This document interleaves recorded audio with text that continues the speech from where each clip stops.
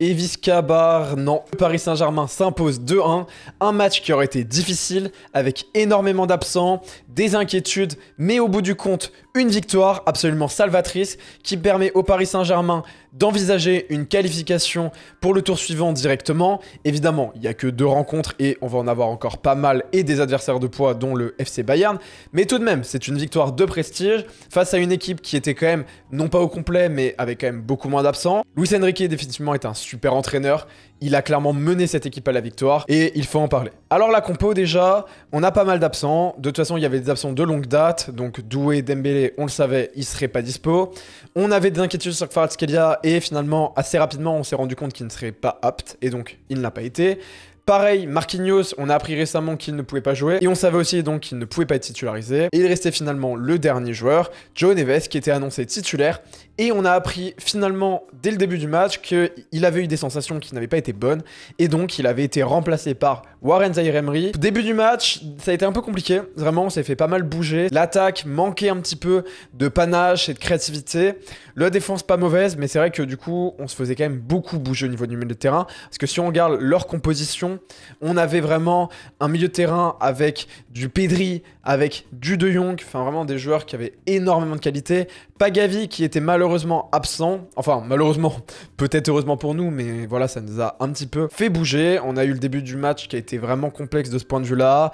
On n'était pas dans les duels, voilà, on était présent nulle part. Pareil aussi, du côté de notre compo, en attaque, on a Ibrahim Bay, on a eu Mayulu qui a été préféré à Gonzalo Ramos et c'était une bonne idée. Barcola en ailier gauche, au milieu de terrain, du coup, je l'ai dit, mais il y avait Warren Zaïre-Emery, il y avait Fabien Ruiz et il y avait Vitinha. En défense, il y avait Zabarni puisqu'il y avait l'absence de Marquinhos. À droite, la classique Hakimi, à gauche, Nuno Mendes et puis au centre, il y avait Pacho. Goal, bon, de toute façon, on n'en a pas des masses, donc évidemment, c'est Lucas Chevalier. On a pas mal d'actions dès le départ. À la 14e minute, il y a une passe en extérieur de Yamal pour Ferran Torres qui est juste absolument splendide. On a Chevalier qui tente de plonger. Il essaye d'écarter un petit peu Ferran Torres qui réussit quand même à dribbler. Il fait une frappe qui franchement était exactement le mouvement qu'il fallait faire. On a Zabarni qui arrive pour faire un tacle de pur sauvetage, vraiment. C'était un geste défensif de grande classe et globalement, il faut le dire, mais il a fait un match excellentissime. On a juste après Vitinha qui fait une perte de balle absolument catastrophique, mais vraiment, c'était autour de la 19e minute, en plein centre et au niveau des défenseurs. Bah évidemment, ça a payé, puisque derrière, on a un Yamal qui fait une super reprise, il fait une passe pour Ferran Torres, il lâche une belle frappe, et finalement, on se retrouve à perdre 1-0 face au FC Barcelone. Pourquoi il n'y a pas eu hors-jeu? Puisqu'on pensait au départ qu'il y avait, c'est qu'Hakimi a couvert le but, et donc à partir de là, c'était niqué. À la 24e minute, on a Mayulu qui part totalement tout seul. Malheureusement, il a des mauvais contrôles et il rate sa frappe. Globalement, à partir de là, on se disait, ouais, c'est chaud. On se fait dominer, on se fait bouger au niveau du milieu de terrain. Offensivement, on n'arrive pas à construire. Ouais, ça sentait pas bon. Vraiment, le début du match a été compliqué. On manquait de confiance et ça s'est vu. Après, il faut aussi le rappeler, mais c'est les remplaçants à la base là qui jouent. Donc évidemment qu'ils sont quand même moins sereins, moins solides sur leurs appuis et ça s'est ressenti au début du match. À la 31e minute, il y a une percée, mais alors exceptionnelle de Nuno Mendes qui a fait un match juste de patron. Il part, il repique dans l'axe. Il y a De Jong qui le charbonne, mais vraiment c'est horrible, il lui casse au niveau du tendon d'Achille. À ce moment-là, il y a un jaune, ça casse une action de jeu. Pourquoi je le note? C'était notamment pour dire que Nuno Mendes fait vraiment une super rencontre, qu'on a un De Jong qui a quand même été dans les duels, mais qui, au fur et à mesure de la rencontre, a un petit peu eu tendance à plonger. À la 38e, le match change, puisqu'il y a le but du Paris Saint-Germain. Là encore, toujours Nuno Mendes, qui fait globalement le même genre de percée. Il part du côté et il repique dans l'axe. Il vient intérieur provoquer les adversaires. Il la passe à Mayulu. Là, il y a Koubarsi qui se foire totalement. Il lâche une belle frappe. Et vraiment, il faut le dire, Mayulu, il a été très solide et surtout lucide. Puisqu'il fait une frappe deuxième poteau. Chesney est perdu.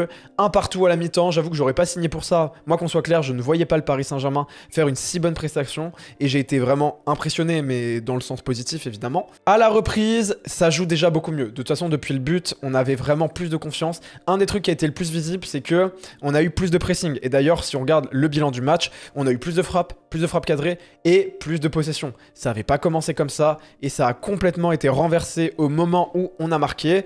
On a eu également beaucoup plus de passes et de passes réussites. Moi, j'ai le souvenir autour de la 30e, 40e, il y avait 80% de taux de réussite des passes du côté du Paris Saint-Germain et plus de 90% pour le Barça. Nous, de base, on était plutôt habitués aux 90%. Et ce que ça veut surtout dire, c'est qu'au départ, on était vraiment dans le dur. Et on s'est vraiment révélé beaucoup après le but. À la 46e donc, on a Barcola qui lâche une grosse percée. Et ouais, une frappe catastrophique, enfin, vraiment, c'est terrible. Pas loin, et genre vraiment, juste après, on a Pacho qui lâche une interception de Turfu, mais vraiment, puisqu'il y avait un énorme appel côté barcelonais. Et on a Pacho qui réussit à la lâcher en corner. Et sans ça, bah, je pense que le match était complètement renversé, puisque là, on perdait 2-1, et ça aurait été compliqué. Mais finalement, voilà, ça a été tenu. Et Pacho, pareil, il faut le dire, la charnière a été une charnière de pur patron. Donc là, jusqu'à la 60e, 70e, le FC Barcelone est un petit peu dans un faux rythme. Pareil, le Paris Saint-Germain, on sent que ça ne nous déplaisait pas complètement de faire match nul. À la 63e, justement, on a Zabarni qui sauve encore une fois un but. Puis Hakimi, enfin c'est absolument hallucinant. Et d'où ça provenait cette action? Ça provenait de Yamal, qui a encore fait une extérieure de passe, et c'est assez rare. Et ouais, mais quel talent, ce joueur, il est juste exceptionnel, il faut le dire. Évidemment, Ballon d'Or, c'est mérité pour Dembélé, mais Yamal, il a sa place, hein. On va pas se mentir, Yamal, il est juste exceptionnel. Alors ok, son hygiène de vie, ça se discute, mais ouais, le niveau qu'il affiche est juste impressionnant, et bah il a fait encore une fois une bonne prestation. Il a malheureusement pas été si décisif, mais il aurait mérité mieux, sans doute. À la 83e, de toute façon, on a eu pas mal de changements. On a notamment eu un changement un petit peu étonnant, puisqu'on a eu Mbaye qui est sorti, et à la place, on s'est retrouvé avec Lucas Hernandez. Ça a permis un petit peu de resolidifier le bloc.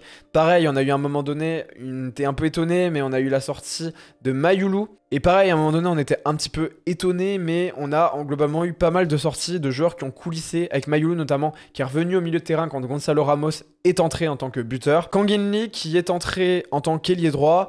À la 83e, il a lâché une frappe enroulée, mais waouh, sur le poteau.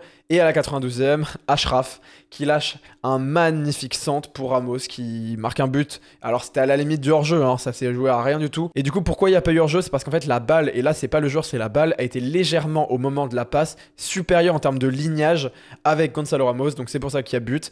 2-1, et là le match se termine. Mais ouais, ça fait hyper plaisir, un super match. Déjà en termes de top, je veux citer quasiment que ça, la charnière. La charnière a fait un match de pur patron. Zabarni qui est quand même remplaçant, le nombre de sauvetages, il a été aussi dangereux à certains moments au niveau de la tête, un joueur vraiment exceptionnel. On a eu aussi Pacho qui, une fois n'est pas coutume, a fait une super performance. Alors Mayoulou, pourquoi Mayoulou? Parce que le gars a été jeté au charbon en tant que buteur titulaire face au FC Barcelone qui est dans l'une des meilleures formes de sa vie, qui est hyper performant en Ligue espagnole, et le mec il lâche une lucidité, mais vraiment la frappe, c'est une frappe de patron, c'est une frappe de vrai buteur. Et je tiens à le rappeler parce que les gens ont tendance à l'oublier, mais à la base Mayoulou il est milieu de terrain, il est pas du tout buteur.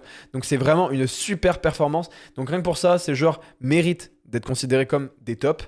Du côté des flops, alors il n'y en a pas des masses, mais déjà Vitinha, pour moi la perte de balle elle fait mal. Alors évidemment il a fait un bon match derrière, mais c'est une perte de balle que tu peux pas te permettre, surtout à aussi haut niveau. Il y a un petit peu ce côté Verratti quand des fois il tournait autour pour essayer de faire le bon contrôle et la bonne relance, mais en général il les réussissait. Et c'est un peu le problème, c'est que là Vitinha, c'est pas la première fois quand il est mis sous pressing, il panique un peu. Donc c'est pas le meilleur match de sa vie. Je l'ai pas cité en termes de top, mais on a Nuno Mendes. Nuno Mendes, mais quel match, mais vraiment match de pur patron, donc vraiment impressionnant. Il a une nouvelle fois montré qu'il était capable de pocket tous les grands attaquants. Il a pocket Salah, là il a pocket Yamal. Le mec il fait des percées, en plus il est capable de monter alors qu'il a un des meilleurs attaquants de la planète qui est quand même de son côté et sur lequel il a à défendre. Donc vraiment un joueur assez exceptionnel. Pour en venir au flop, alors Barcola c'est pas un flop, mais c'est juste que je trouve qu'il manque vraiment de lucidité. Il a fait encore beaucoup de ratés et c'est vraiment un problème chez lui, c'est qu'il a beaucoup de déchets et il manque un petit peu de fraîcheur et c'est dommage parce qu'on attend quand même mieux de lui. Il est pas mauvais, mais là il avait quand même sa chance et je trouve qu'il a pas tant prise que ça. Et du côté des flops barcelonais, il y en a un seul que je veux vraiment noter puisque pour moi il les tue complètement, c'est Cubarsí.